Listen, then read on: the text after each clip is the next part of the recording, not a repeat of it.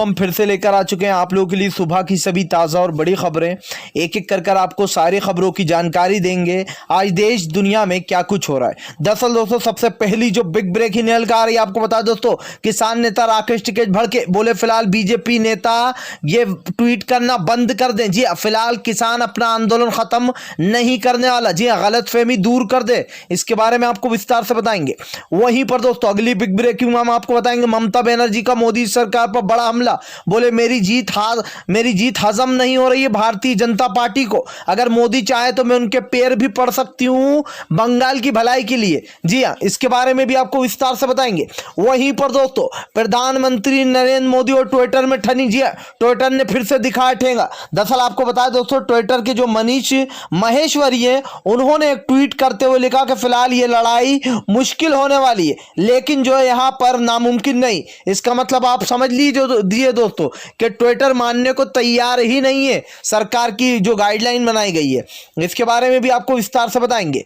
वहीं पर दोस्तों अगली बिग ब्रेकिंग में हम आपको बताएंगे। जी दरअसल दोस्तों आप लोग बता दें बीजेपी नेता का बेटा मर गया। जगह जगह बीजेपी नेता दोस्तों भटक रहा है अपने बेटे की जो यहां पर रिपोर्ट लिखवाने अस्पताल के खिलाफ कि मेरा बेटे ने दम तोड़ दिया और बीजेपी विधायक है, उसके बावजूद भी दोस्तों बीजेपी विधायक की सुनाई नहीं हो रही। अब आप सोचिए दोस्तों जब बीजेपी विधायक की ही नहीं सुन रहे तो ये लोग आम जनता की कैसे सुनते होंगे, इसके बारे में भी आपको विस्तार से बताएंगे। वहीं पर दोस्तों CAA लागू होने से भड़के कई लोग। जी बोले फिलहाल CAA के कोई कानून अभी तैयार नहीं और 3 देशों के लोगों को दोस्तों नागरिकता देने की बात कर रहे हैं नरेंद्र मोदी। इसके बारे में आपको विस्तार से बताएंगे क्या है सरकार की चाल।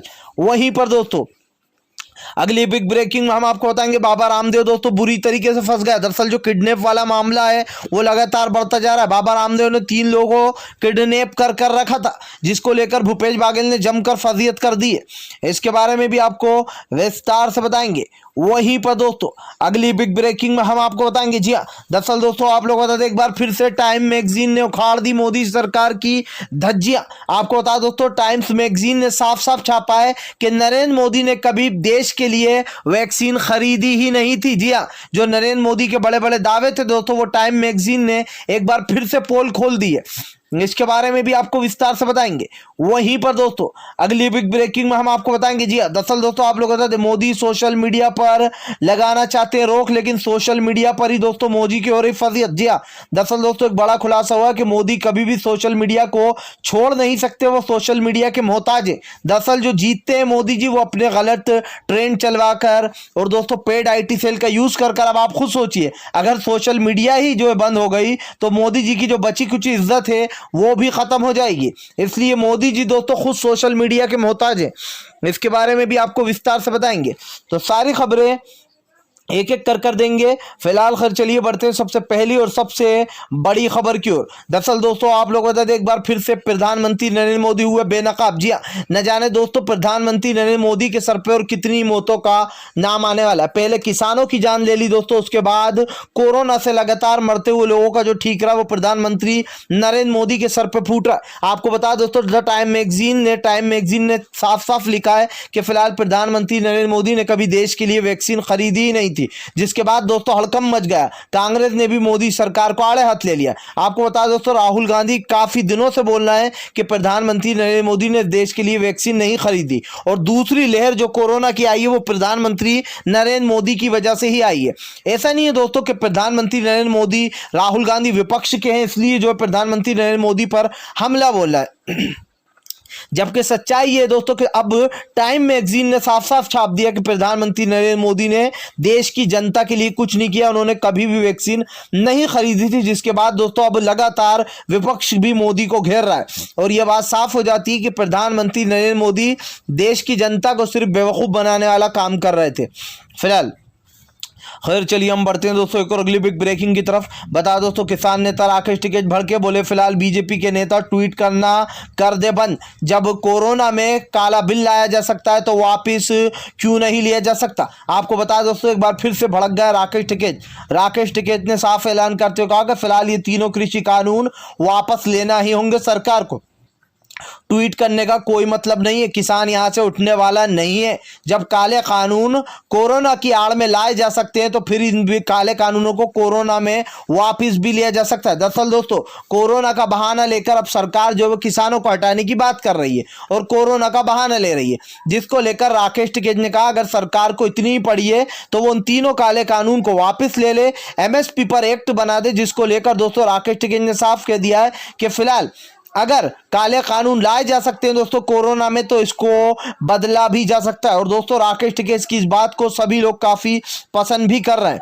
फिलहाल खैर चलिए हम बढ़ते हैं दोस्तों एक और अगली बिग ब्रेकिंग की तरफ। बता दोस्तों अगली जो बड़ी खबर निकल कर आ रही है, आपको बता दें ममता बनर्जी एक बार फिर से भड़की, मोदी को ले लिया आड़े हाथ। दरअसल दोस्तों ममता बनर्जी की जीत बीजेपी को जो है हजम नहीं हो रही है। प्रधानमंत्री नरेंद्र मोदी ने कभी नहीं सोचा होगा दोस्तों कि ममता बनर्जी से वो इतनी बुरी तरीके से हारेंगे और उनकी ऐसी फजीयत होगी। सोचिए दोस्तों, प्रधानमंत्री नरेंद्र मोदी ममता बनर्जी के सामने आ गए और पूरे 3 चरणों के चुनाव को 8 चरणों में कराया गया, उसके बाद भी ममता बनर्जी को हरा नहीं पाए।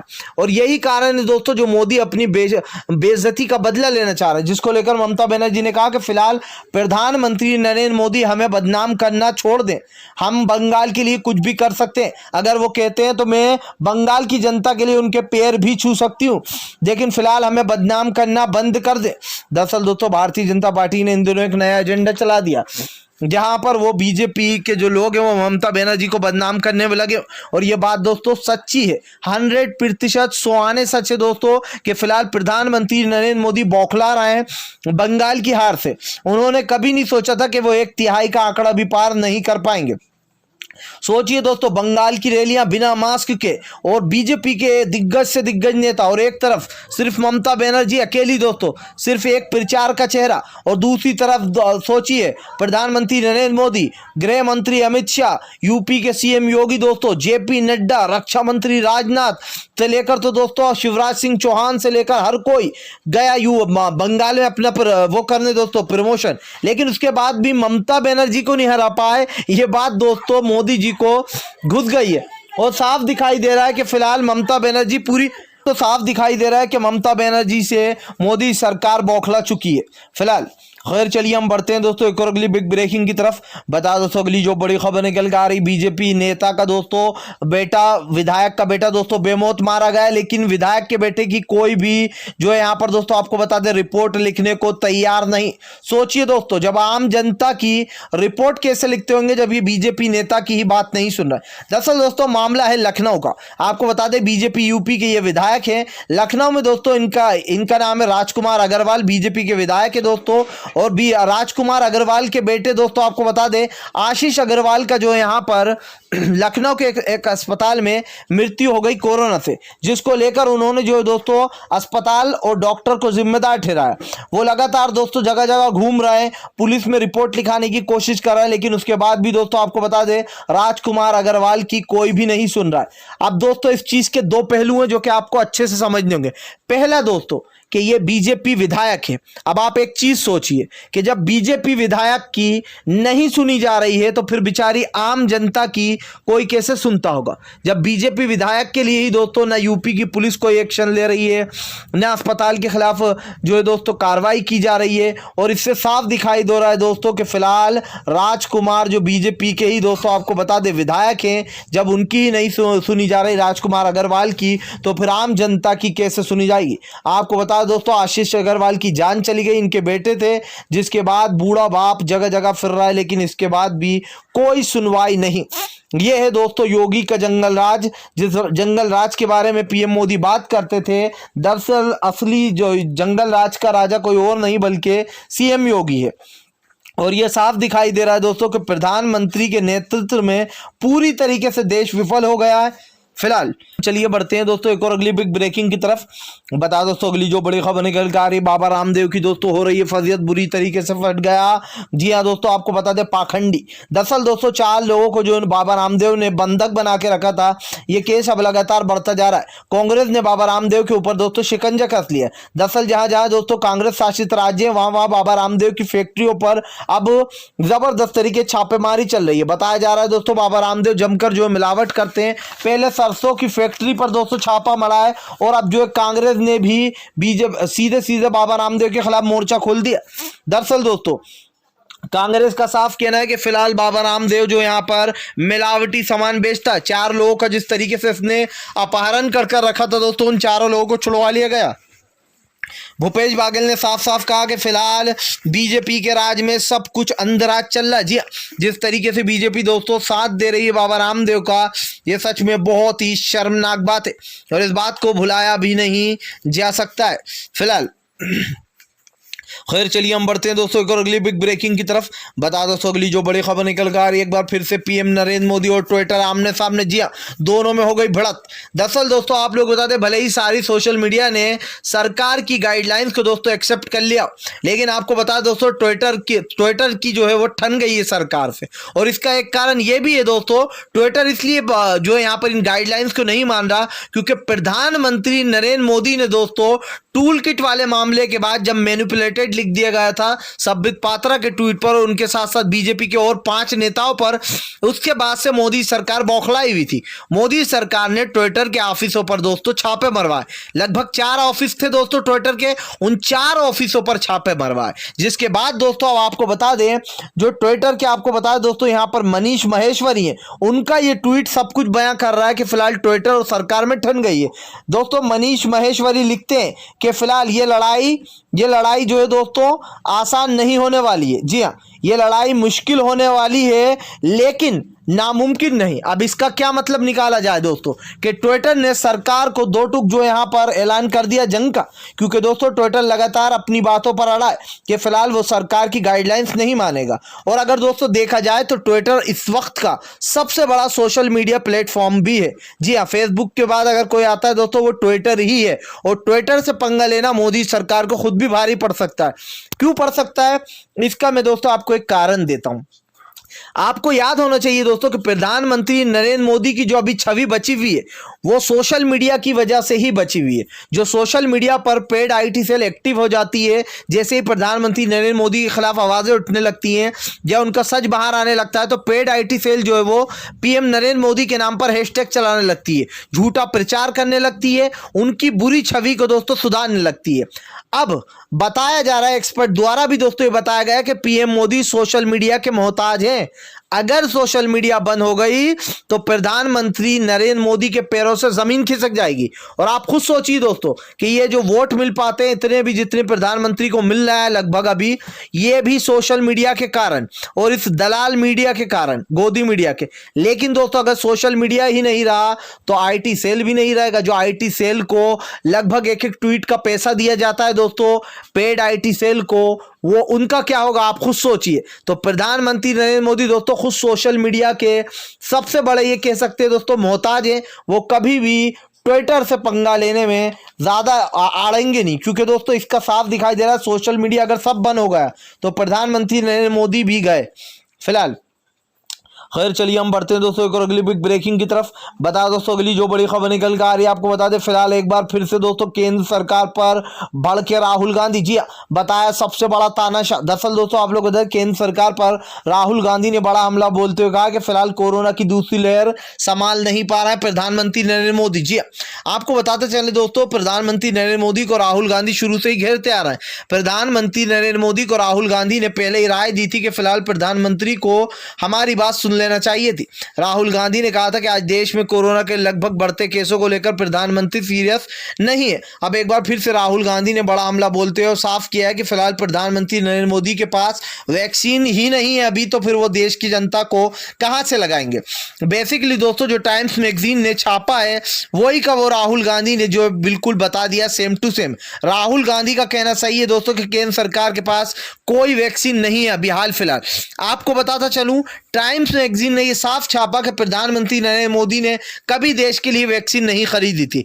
अब सवाल ये उठता है दोस्तों कि जब प्रधानमंत्री नरेंद्र मोदी ने वैक्सीन खरीदी नहीं थी तो उन्होंने देश की बनी हुई वैक्सीन दूसरे देशों में क्यों भेज दी।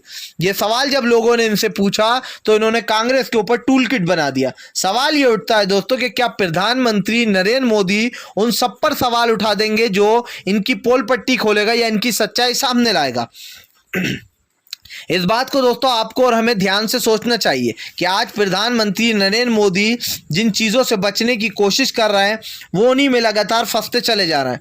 फिलहाल खैर चलिए हम बढ़ते हैं दोस्तों एक और अगली बिग ब्रेकिंग की तरफ। बता दोस्तों अगली जो बड़ी खबर निकल कर आ रही है आपको बता दें। फिलहाल दोस्तों रंगे हाथ पकड़े गए मोदी सरकार। जी देश में दोस्तों किसान आंदोलन वापस लेने की बात हो रही है, लेकिन CAA जैसे कानून लाया जा रहा है। दरअसल दोस्तों एक बार फिर से CAA ने मुद्दा पकड़ लिया। आपको बताया दोस्तों पिछले दिनों PM मोदी ने CAA को लेकर 3 देशों के जो 3 बाहर देशों से लोग आए हुए हैं दोस्तों उनको नागरिकता देने की बात की है, जिसको लेकर एक बार बताया जा रहा है कि फिर से CAA पर विवाद खड़ा हो जाएगा। जी हाँ, फिर से लोग सड़कों पर उतर सकते हैं। आपको बता दोस्तों CAA आए हुए कम से कम 2 साल हो चुके हैं, लेकिन अब तक CAA के जो कानून है दोस्तों वो नहीं लागू किए गए, ना ही बनाए गए, जिसको लेकर दोस्तों अब सरकार घिरती चली आ रही है। अब दोस्तों आप सरकार की मंशा समझिए। इस देश में कोरोना के हालात बिगड़ रहे हैं, लेकिन ऐसे में भी CAA देकर लोगों को नागरिकता देना है, ठीक है। दूसरी तरफ यही लोग हैं जो किसान आंदोलन को खत्म करने की बात कर रहे हैं और कह रहे हैं कि अभी लोग परेशान हैं, अभी कोरोना काल चल रहा है, यानी कि किसान करे तो वो गलत, सरकार जो करे कोरोना में वो सही। याद कीजिए दोस्तों कोरोना की पहली लहर में मोदी सरकार ने देश में सरकारें गिराना शुरू किया था। सबसे पहले मध्य प्रदेश में इन्होंने सरकार गिराई, उसके बाद इन्होंने गहलोत पर अपना निशाना लगाया, हालांकि गहलोत ने धूल चटा दी। उसके बाद दोस्तों इन्होंने कई जगहों पर जो है निशाने लगाने की कोशिश की है, पुडुचेरी में भी सरकार गिरा दी। लेकिन सवाल ये उठता है कि प्रधानमंत्री नरेंद्र मोदी दोस्तों हर किसी कोरोना, देखिए मैं आपको एक चीज बताता हूं दोस्तों, कोरोना की पहली लहर सरकार प्रधानमंत्री नरेंद्र मोदी कहां व्यस्त थे? सरकारें गिराने में। कोरोना की दूसरी लहर आई, प्रधानमंत्री कहां बिजी थे? बंगाल के चुनाव में आराम से बिना मास्क के कोरोना फैला रहे थे। अब तीसरी लहर जब आने वाली है दोस्तों कोरोना की, तो प्रधानमंत्री नरेंद्र मोदी यूपी के चुनाव में लग गए। अब आप सोचिए 3 लहर आई और तीनों में प्रधानमंत्री कहीं ना कहीं व्यस्त थे। पहले में तो वो सरकारें गिराने में व्यस्त थे भाई, दूसरे में हमारे महान प्रधानमंत्री दोस्तों बंगाल के चुनाव में थे, वो भी बिना मास्क के, और अपने साथ सारे बीजेपी के दिग्गजों को भी ले गए थे।